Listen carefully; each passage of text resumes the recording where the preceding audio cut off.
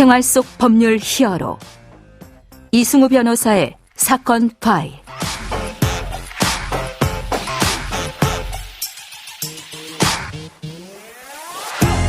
안녕하세요 여러분, 이승우 변호사입니다. 머리 아픈 사건 사고에서 여러분을 도와드리겠습니다. 오늘 열어볼 사건 파일은 위자료, 정신적 손해배상 사건입니다.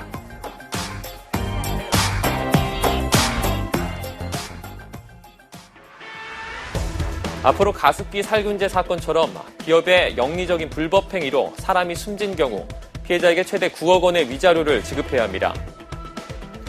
사건 파일 오늘은 정신상 고통에 대한 금전적인 배상, 손해배상이 형사처벌에 가까운 것인가, 또 물질적 피해 배상에 가까운 것인가, 그리고 현재 법원의 위자료 인정 금액은 충분한지, 또 그렇지 않다면 어떤 기준으로 우리가 위자료를 현실화해 나갈 것인지에 대해서 법무빈 법승 의료 전문 변호사인 신명철 변호사와 함께 이야기 나눠보려고 합니다. 안녕하세요, 변호사님. 안녕하세요, 신명철 변호사입니다. 네, 청취자분들께서도 이제 위자료라는 단어는 많이 알고 계실 것 같은데요. 자, 오늘 손해배상 사건에 있어서 위자료 문제를 우리가 보기로 했죠. 예. 네. 보통 위자료라는 단어를 들으면 보통 청취자분들이나 일반인들께서는 이혼할 때 받는 것이라고 생각을 많이 하실 수 있는데요. 네네. 사실 위자료라는 것은 민사손해배상에서 정신적 고통에 대한 손해에 대한 금전적 배상을 의미합니다. 네. 그래서 이제 이 위자료의 어떤 성격에 대해서 조금 살펴보면, 이 위자료는 발생한 재산적 손해를 배상한다는 성격과는 조금 다른데요. 형벌 같은 그런 동일 동종의 불법을 예방하거나 그것을 위하하는 기능을 수행해야 한다고 그렇게 이제 보고 있고, 일종의 사회방위 이론이라고 또 학교에서 설명하기도 합니다. 네네. 좀 구체적으로 이제 보면은 법적 책임을 진다는 의미에 대해서 볼 때 계약에 따른 책임과 그다음에 이제 어떤 반사회성에 따른 가장 강력한 책임이 형사 책임이 있는데, 이 계약 책임과 이 형사 책임의 한 중간 지점, 그런 완충으로서의 이 민사상 불법행위 손해배상 책임이 있고요. 네네. 이제 그 어떤 반사회성이 어떤 게 더 크냐를 보면은 계약에 따른 책임에서 재산상 손해에 대한 배상 책임, 정신적 손해에 대한 배상 책임, 그다음에 우리가 형사처벌하는 형사책임, 이런 순서로 좀 반사회성이 커진다. 그래서 이제 이렇게 어떤 재산상 피해와 정신적 피해는 좀 어떤 성격이 좀 다르기 때문에 그래서 이것을 좀 분리해서 봐야 되지 않느냐라는 그런 어떤 학계의 견해도 있습니다. 네네. 네. 자, 그러면 개별 사건을 들어가기 앞서서 우리나라 법원이 인정해왔던 위자료 기준 금액을 역사적으로 좀 한번 쭉 훑어볼까요? 예. 일단 이제 여기에서 지금 제시되는 금액은 사망한 사건에서 상한으로 위자료가 얼마가 나올 수 있느냐에 대해서 법원이 어떻게 인정했는지에 대한 부분인데요. 네네. 1991년 이전까지는 그 상한 금액이 2천만 원이었습니다. 이게 그럼 계속 1991년까지는 전부 2천만 원 정도 선에서 수렴이 됐던 건가요? 상한선이 2천만 원까지였습니다. 예. 근데 그때 1991년에 물가가 혹시 기억이 나실지 모르겠습니다만. 안 납니다. 네. 버스 요금이 170원이었고요. 네. 짜장면이 900원이었습니다. 예. 개포주공 아파트 평균 매매값이 3,500만 원. 개포주공 아파트는 기억이 나요. 짜장면 값은 기억나는 것 같습니다. 예. 네네. 네. 그런데 이제 1991년에 전국의 손해배상을 담당하는 재판부에서 재판장 회의를 했고요. 그 논의 결과 3천만 원으로 이 상한 금액이 상향이 되었습니다. 91년에요. 예. 네. 그리고 이제 1996년에 이제 서울중앙지방법원의 전신인 서울지방법원에서 교통산재 손해배상 전담 재판장 회의를 했는데 거기서 논의한 결과 4천만 원으로 상향을 했고요. 96년 4천만 원. 그리고 1999년에도 이 재판장 회의를 했는데 5천만 원으로 상향이 되었습니다. 네네. 그리고 이제 2007년에는 서울에 소재해 있는 이 지방법원에서 논의해서 6천만 원으로 증액을 했고요. 2008년에는 이제 그 서울중앙지방법원 내에 교통산재 실무연구회가 있는데요. 거기에서 이제 연구한 결과 8천만 원으로 증액을 했습니다. 네네. 그리고 이제 2015년 3월 1일에 이제 1억 원으로 증액이 됩니다. 사망 위자료 금액이죠. 최상한 금액이요. 그렇죠. 자, 이후에 이제 이런 논의가 있긴 했는데, 사회를 강타했던 가습기 살균제 사건, 사망 사건이 있어서 이제 위자료 금액 이거 맞냐, 이렇게 주는 게 맞냐라는 논쟁이 아주 비약적으로 크게 일어나게 됐죠. 네. 그래서 이 가습기 살균제 사건이 논란이 2016년에 됐고요. 위자료가 좀 현실적이지 않다. 해외 사례를 비춰봤을 때 너무 낮다. 이런 지적들이 있었고 2016년 7월에 이제 전국 민사법관 포럼이 이제 열리게 됩니다. 거기에서 이제 이러한 문제점에 대해서 논의가 있었고 그래서 거기서 위자료를 10억까지 올리자 이런 방안이 논의되기도 했었습니다. 아까 말씀 주신 바와 같이 2천만 원부터 시작해서 1억 원까지 이제 꾸준히 사망에 대한 정신적 손해배상 금액이 상향되긴 했는데 현재 2022년 현재의 위자료 산정 금액은 어떻게 되어 있습니까?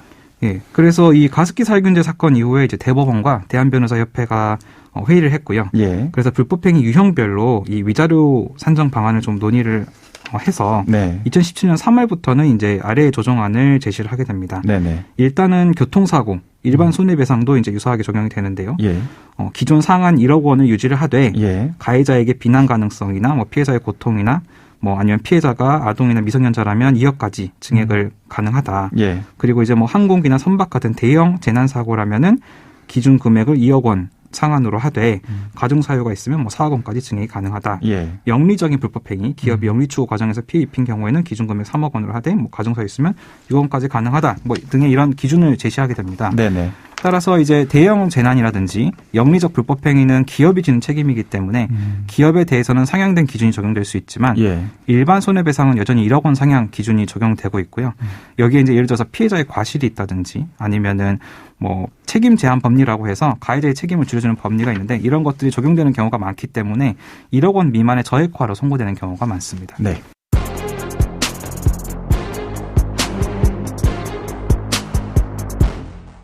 자, 그러면 실제 사건에서는 어떻게 위자료 판단이 나오고 있는지 좀 살펴볼까요? 어떤 사례들이 있습니까?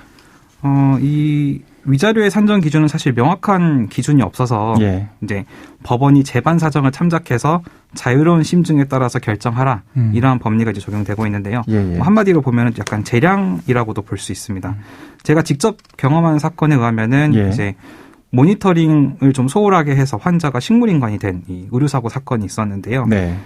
유사한 사건이었는데 그게 다른 지방에서 재판이 진행되었습니다. 예. 그랬는데 한 법원은 의사 책임에 대해서 책임 제한 법리를 40% 인정을 해가지고 1억 원 기준으로 4천만 원을 위자료로 인정을 했고요. 예. 다른 법원은 의사의 책임을 이제 60%로만 인정을 해가지고 예. 1억 기준에서 6천만 원을 위자료로 인정을 하였습니다. 네네. 유사 사건이었는데요. 예. 그리고 이제 식물인간 정도까지는 아니지만 이 신체 기능을 식물인간 수준으로 상실한 사건이 있었는데 예. 이때 당시 의사의 책임을 50%로 이제 인정을 했는데 위자료는 500만 원만 인정된 사례도 있습니다. 큰 차이가 나는군요. 예. 그래서 이렇게 좀 유사 사건이어도 좀 자유롭게 이렇게 위자료 액수가 다르게 좀 판결되는 경우가 많이 있는데요. 예.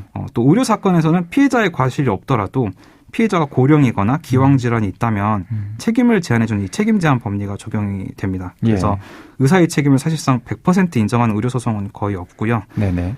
그래서 이렇게 무조건 책임을 제한해주기 때문에 1억 원이 상한이라도 1억 원이 판결되는 사례가 많지는 않습니다. 네. 그러면 오늘 사건에 담긴 법적 포인트를 한 줄로 정리하고 실제 법적 대응과 자문 이어가 보도록 하겠습니다.